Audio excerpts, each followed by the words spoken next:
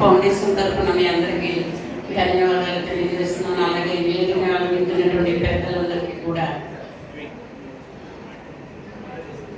ఏంటంటే ఒక మార్పు జరిగేటప్పుడు ఏదో ఒక ఇన్సిడెంట్ జరుగుతుంది. ఆ ఇన్సిడెంట్ నుంచే మనిషి మార్పు చెంది కొన్ని కొత్త కొత్త ప్రయోగాలు ఏదైనా కానివ్వండి జరుగుతుంటుంది. అలాగే మా జీవితంలో కూడా జరిగింది. యాక్చువల్గా నేను ఒక స్కూల్ నడిపేదాన్ని.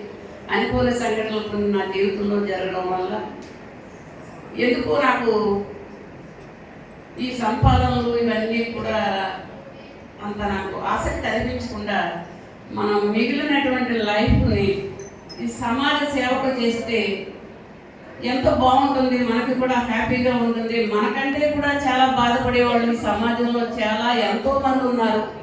మనం అందరికీ అన్నీ చేయలేకపోయినా కొంతమందికైనా మన వంతుగా మనం చేయాలని ఒక డెసిషన్ తీసుకుని నేను పూర్తిగా 2006 సంవత్సరం నుంచి, అంటే ఇప్పుడు 20 సంవత్సరాల నుంచి పూర్తిగా నేను సమాజ సేవకే అంకితం అయిపోయి నేను చెయ్యగలిగినంత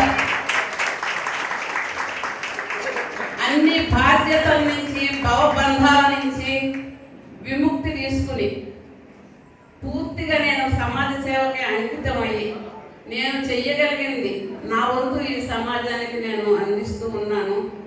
అట్లాగే ఈ సంస్థ వారు ఈ అన్సంగ్ సంథింగ్ క్యాప్షన్ కూడా చాలా బాగా పెట్టారు. అన్సంగ్ ఎవ్రీడే హీరోస్ అని చెప్పి ఏ స్వార్థం లేకుండా నిస్వార్థంగా సేవ చేసేటువంటి వారిని అందరినీ ఎంపిక చేసి మాలాంటి వాళ్ళని మూలన ఉన్నటువంటి వాళ్ళని కూడా వెలుగులోకి తీసుకొచ్చి ఇచ్చారు.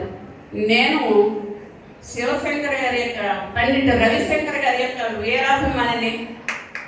వారు ఎప్పుడు విజయవాడ వచ్చినా వారి సత్సంగానికి నేను తప్పనిసరిగా హాజరవి వారు చెప్పింది నేను వింటాను.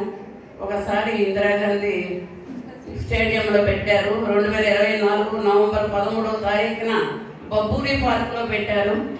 నేను అక్కడ కూడా వెళ్ళాను. ఎందుకంటే వారి యొక్క వీరాభిమానిని. ఇలా వారి పేరు మీద వారి 70వ జన్మదిన సందర్భంగా మా సేవలను గుర్తించి ఆ సంస్థ వారు నాకు ఈ అవార్డుని ఇవ్వడం చాలా సంతోషంగా ఉందండి. చాలా మీకు ధన్యవాదాలు కూడా.